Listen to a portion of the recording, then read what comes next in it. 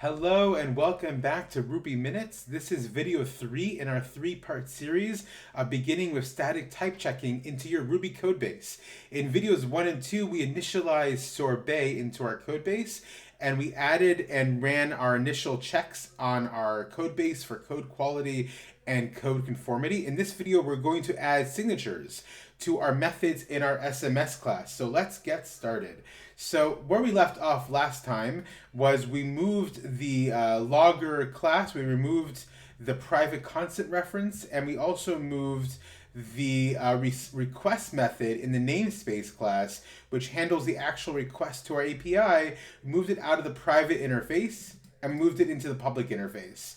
And now today what we're actually going to do is we're going to run our first check on the SMS class by moving the reference from typed from true, which just checks the initial code quality, to strict, which now will enforce signatures for every method reference in the class. So as you see, we have two methods in this class, a send method and a private method Unicode, and we run the code check, the type check, but we'll see some errors, as we can expect. We're going to see 3 errors. The first error we see is that there's a use of undeclared variable at logger. The instance variable here at logger on line 106 is undeclared. What does that actually mean? We'll explore that in a moment.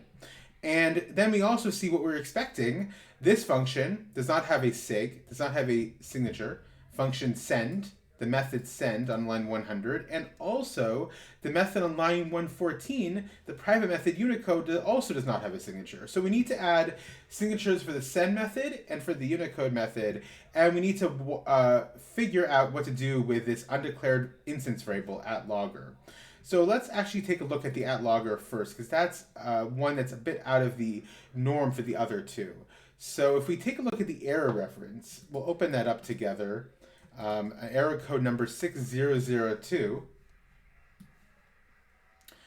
we see that in a type strict file, sorbet requires that all instance and class variables are annotated with a t.let reference. So for how to fix this, see type annotations. Let's take a look at type annotations.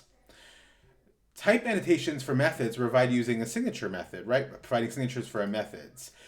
Other type annotations are provided using a t.let type assertion. So we need to actually assert the type of this instance variable within the method itself. So here's an example, declaring class instance variable. So within the initialize method, we could do something like @foo equals t.let 0 and its integer type. We could also do that within a method itself for, let's say, an instance variable x is really 0 with an integer that could be nil, right? Because it's nillable, we can use a t.nillable reference. So with some background, let's think about how we can possibly solve this issue together.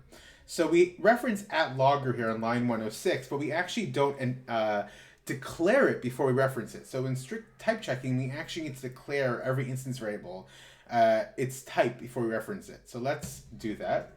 So we'll do something like, we'll say at logger. What is that? It actually, we'll use the t.let styling, and we'll say t.let will at logger, let logger equal what? It's nillable, meaning sometimes it could be nothing, but other times it can be something itself. And what could it be? Well, we actually know from our own code base that it actually produces an instance of the logger class from the Nexmo module. So we're going to say that at logger is equal to logger. It's an instance variable of logger, and its return value is Nexmo logger, a Nexmo logger instance that sometimes could be nillable. So if we do that and we run our type check again, well, we've actually removed that error. We've solved that because now we've actually declared what at logger is before we use it for the first time in our code. And now we're left with our 2 errors of not having signatures for either of our methods. We need a signature for our Unicode method and a signature for our send method. Let's start with our Unicode method first. It's a little simpler, it's smaller. Our Unicode method, again, just checks whether or not GSM7, whether the encoded method returns true or false from the GSM7 class. So to add a signature here, what we're actually going to do is we're going to use that styling of sig, and it takes in brackets. I like to add some spacing just to make code readability. And we're going to say it has parameters. It does. And what are those parameters? Well, we know right there, the parameter of text. What is text? Text is again, nillable. It could be something of the nil class, or it could be a string. And what does this return? What's the return value of this? The return value of this is true or false. In other words, it's a Boolean. So we're going to say this method, its signature is, it takes a parameter of text. That text type value is string, which can be nillable at times, and the method returns true or false. It returns a Boolean. And if we run our type check again, we're now down to one error left, which is for the main method within our class here, the send method, which is the method that actually does the work of sending an SMS through the Nexmo SMS API.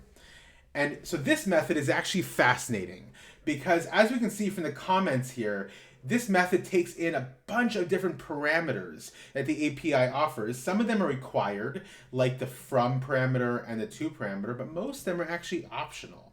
So when we are thinking about how we declare the types for this method, we need to think about how we handle optional parameters. And as far as I'm aware, this is actually a bit of a pain point still within the sorbet gem. It's hard and very difficult to work with optional parameters when declaring the types. So the best we can do is something like the following. So again, we're going to open it with a sig, and we're going to say that the sig takes in a params, right? There are parameters, and those parameters are conveniently called params. Now, this is where it gets complicated because the parameters are actually a lot of these things, all of these things. And we know from our code comments here that they're strings, mostly strings, but almost all of them are optional except for from and to. So how do we deal with optional params? So right now, I think the best way we can do this, and this is by far not perfect, but it's a good start, is what we're actually going to say is that the parameters are actually a hash. That's what it basically is. And the hash is composed of a symbol and untyped. We're going to say that the values of those symbols, we're actually not going to check the type of those values right now because, again, this is a bit of a pain point as far as I can tell within the sorbet gem in its current iteration. It's very hard to address the question of optional parameters when creating a signature for a method that takes in those optional parameters. So we're going to say just it's untyped. That's what we're going to say. And we're going to say that it returns something. And we actually know what it returns. We know that it returns a instance of the Nexmo SMS response class. Pretty clear, right? That looks all good. So if we run this again, we have no more errors left. Why we have no more errors? Because we have defined signatures for both our methods. We defined both for the send method and for the private Unicode method, and we've declared our instance variable logger before using it. Again, this signature for this method here is not perfect because it doesn't address the fact that it doesn't type check every single parameter, and I would ideally like us to be in that place. But given the current iteration and limits of the gem's development, the sorbet gem development, I think this is the best we can do for now in the time provided. And furthermore, let's actually just do something quickly. Let's actually run our test suite. And when we run our test suite, there's something else we added to the top of this file. We actually added the runtime gem because Sorbet provides two gems, as we mentioned before. Sorbet provides the CLI gem, and it also provides a runtime gem to run type checking while we're actually in production. So if we simulate production and running our test suite, we're actually going to run all of our tests right now. It'll only take just a moment. And while we're running the test, the runtime gem is going to run in the SMS class and type check in production what we've just created and see if it actually works. I think it will. So we've run all of our tests, all 178 runs, 347 assertions, 0 failures, 0 errors, and 0 skips. We have some warning errors here we can deal with another point on the SSL config.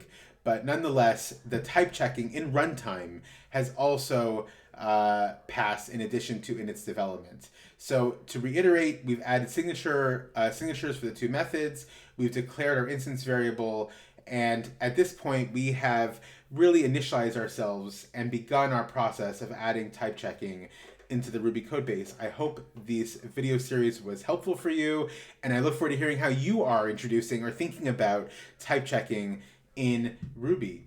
Thank you so much for joining. Have a great day.